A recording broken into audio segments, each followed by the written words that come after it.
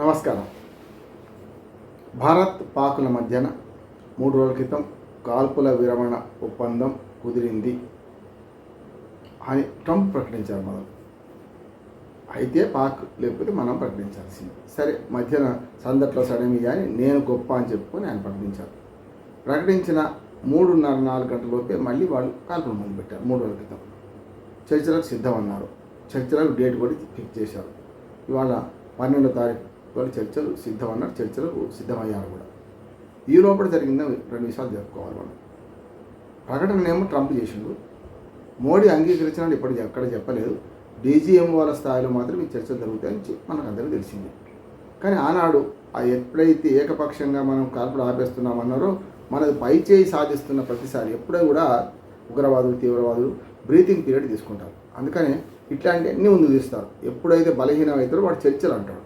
అంతకుముందు బలవంతుడుగా ఉన్నప్పుడు బలవంతుడు కాకున్నా సరే దుశ్చర్య చేసినప్పుడు ఇవన్నీ జ్ఞాపకం రావు.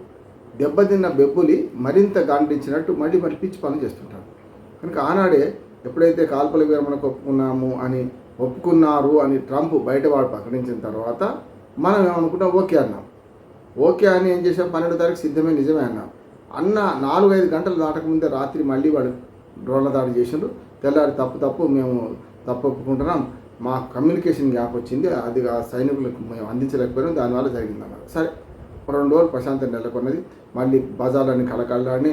చాలా గ్రామాలు, చాలా పట్టణాలు, పెద్ద పెద్ద పట్టణాలు, మన ఇండియాలో ఉన్న పట్టణాలు మళ్ళీ వ్యాపారాన్ని పుంజుకున్నాయి. తెల్లారేసే మళ్ళీ మామూలు జనజీవనం నడిచింది.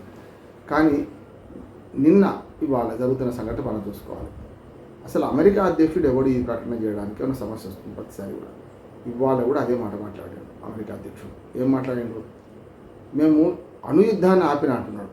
నాకు విచిత్రం ఏంటంటే కేఏ పాల్కు ట్రంప్కి ఏం తేడా లేదు అంటున్నాను నేను. ఎందుకు తేడా లేదు అంటున్నానంటే కేఏ పాల్ కూడా నేను యుద్ధం ఆపినాను మొన్నే చెప్పిండు కాల్పుల విరమణ కాగానే. అమెరికా అధ్యక్షుడు అది చెప్తున్నాడు. ట్రంప్ ఇవాళ దానికి అతికించి అణుయుద్ధం ఆపిన అంటున్నాడు. అసలు అణుయుద్ధం ఎవరు మందు పెడతారు? పాకిస్తాన్ ముందు పెడతా అన్నది. అవసరమైతే అణుయుద్ధం చేస్తా అన్నది. మనమైతే అనలే. మనం నో ఫస్ట్ యూజ్ అని మనం సిద్ధాంతం పెట్టుకున్నాం. నో ఫస్ట్ యూజ్ అని మనం అంటుంటే మీరు కనుక యుద్ధం చేస్తే ఇద్దరి మీద చర్య తీసుకుంటా, నువ్వు ప్రపంచ పోలీసువా? నువ్వు ఎవడివి అసలు? మా విషయంలో జోక్యం చేసుకుని నువ్వు ఎవడి? మన మోడీ అన్నారు కదా, పరువుల జోక్యం మాకు అవసరం లేదు, ఎవరి జోక్యం మధ్యవర్తిత్వం అవసరం లేదన్నాడు కదా. అయినా బుద్ధి తెచ్చుకోవాలి కదా. మళ్ళీ ఇదే ఇవాళ మళ్ళీ కేఏ పాలు మాట్లాడి మేము అణుయుద్ధం ఆపిన అంటాడు. అణుయుద్ధం జరుగుతుందా? ఎవడు చెప్పిండి నీకు అణుయుద్ధం జరుగుతుందని? పుతిన్ మాట్లాడిండు అవసరమైతే నేను అణుబాంబు వేసి పడేస్తాను. ఇవాడికి పాకిస్తాన్ తాను పరోక్షంగా చెప్తుంది, ఎక్కడ అణుబాంబు వేస్తానని చెప్పలే. భారత్ అసలే చెప్పదు. మరి అప్పుడు కలగన్నడా? ఈ కళ వచ్చిందా? ఏం చేసిండు నీకు ఎట్లా తెలుసు? కనుక మొన్నటి దాకా ఇద్దరు పోయింది పాకిస్తాను. కానీ అందులో జోక్యం చేసుకోడు. పాకిస్తాన్ వాడు అసత్య ప్రచారం అద్భుతమైన కట్టుకథలు చెప్తుంటే దాని గురించి మీరే వచ్చారు కదా నా దగ్గరికి అని అనాలి కదా. ఆ మాట అనడు. 2 శక్తివంతమైన దేశాలు కొట్లాడుకుంటే నష్టపోతారు కనుక నేను ఆపుతున్నాను అని మాట్లాడుతున్నాడు. 2 సమానమే, ఇద్దరు మంచి మిత్రుడే అంటాడు. కనుక ఇవన్నీ దుర్మార్గమైన ప్రేలాపలు మాట్లాడు. ఇవాళ ట్రంప్ ముందటున్నది అన్నావు కదా, ఇవాళ అణుయుద్ధం ఆపినా అన్నాడు కదా. మరి రేపు పొద్దున అణుయుద్ధం రాకుండా ఆపానంటే ఫస్ట్ ఈ యుద్ధం ఆపు. ఇవాళ మళ్ళీ డ్రోన్ల దాడులు రకరకాలు ఇప్పుడే తెలుస్తుంది. ఇవాళ కూడా ప్రధానమంత్రి మోడీ గారు మాట్లాడిన గంటలోపే మళ్ళీ డ్రోన్ల దాడి మొదలుపెట్టారు. అంటే ఇవాళ మనం మే 12వ తేదీన ఉన్నాం. పొద్దున్నే మనకు ఏదైతే డీజీఎంఓల స్థాయిలో చర్చలు జరిగినాయి. వాళ్ళు ఏమన్నారు? వాళ్ళు డీజీఎంఓల స్థాయిలో రాజకీయ నిర్ణయాలు తీసుకోలేరు.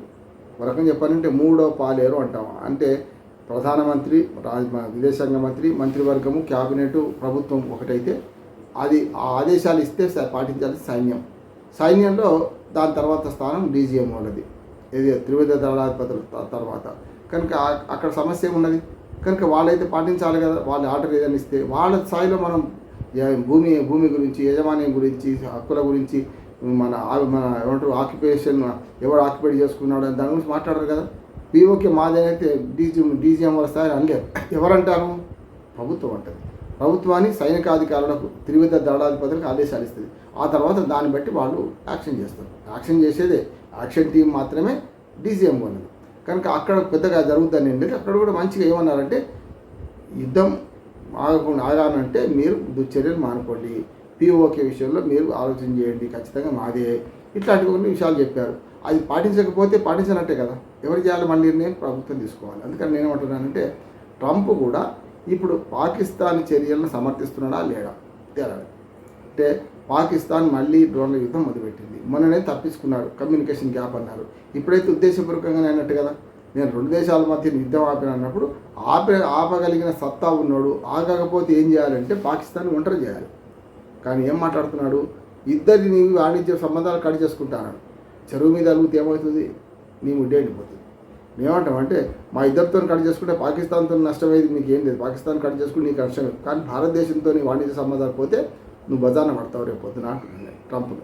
అందుకని నేనేమంటున్నానంటే ఇప్పుడు జరగాల్సిన సంగతి ఏంది, ఇద్దరు రక్తగా చేసుకొని వచ్చిన వాళ్ళను సముదాయించి చిన్నవాడిని కొట్టకరా అని పెద్దవాడిని అన్నావు అనుకుందాం కొద్దిసేపటికి. లేకుంటే ఇద్దరు కొట్టుకోకండి అన్నావు. చిన్నవాడిని కొట్టకరా అని మన అన్న కొంచెం మర్యాద ఉంటుండే. ఇద్దరు కొట్టుకోకండి అని గాడిదైన గుర్రాన్ని నువ్వు ఏకం చేసినావు, ఒకటే అన్నావు.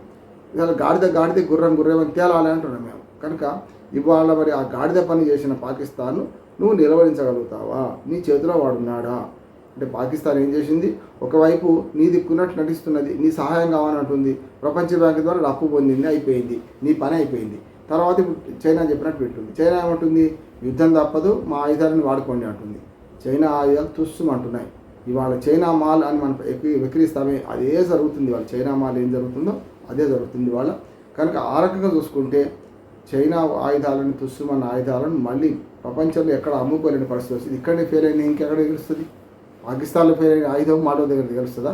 కనుక అత్యంత చౌకగా లేకుంటే చౌకబార్ రకం తయారు చేసి వాడిస్తున్నారు, అది వేరే సంగతి. కానీ ఇప్పుడు చైనా అనేది జియో పాలిటిక్స్ చేస్తుంది. కనుక అమెరికా ఆదేశాలను విన్నట్టు నటిస్తూనే అంతిమంగా చైనా ఆదేశాలను పాకిస్తాన్ పాటిస్తున్నారు. కనుక ఇప్పుడు ఏమైంది, యుద్ధం ఆపుతా అన్నారు, కాల్పులు జరగాయన్నారు, వాళ్లకు మనోస్థైర్యం దెబ్బతింది మనం అనుకుంటున్నాం. కానీ చివరికి ఏమైందంటే మళ్ళీ డ్రోన్ దాడులు మొదలుపెట్టారు. ఉదంపూర్ నుంచి మొదలుపెట్టి చాలా చోట్ల మనకు బ్లాక్అవుట్ అవుతుంది.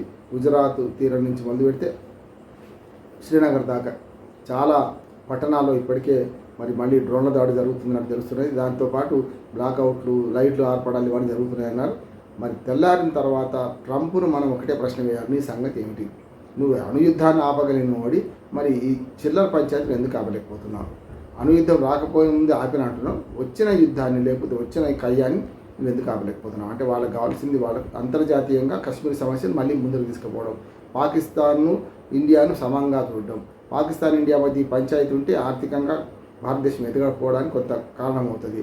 అంటే ఇద్దరు అటు ట్రేడ్ వార్లో అమెరికా కానీ చైనా కానీ మనను ట్రేడ్ వార్లో ఓడిద్దామని చూస్తున్నాయి. మనం అద్భుతంగా రాణించి ముందుకు పోతే కష్టమని చూస్తున్నాయి. కనుక అది కాకుండా ఉండాలంటే మనం చైనా వాళ్ళలో పడొద్దు, అమెరికా వాళ్ళలో అంతకన్నా పడొద్దు, స్వతంత్రంగా ఆలోచించాలని కోరుతున్నాను. నమస్కారం.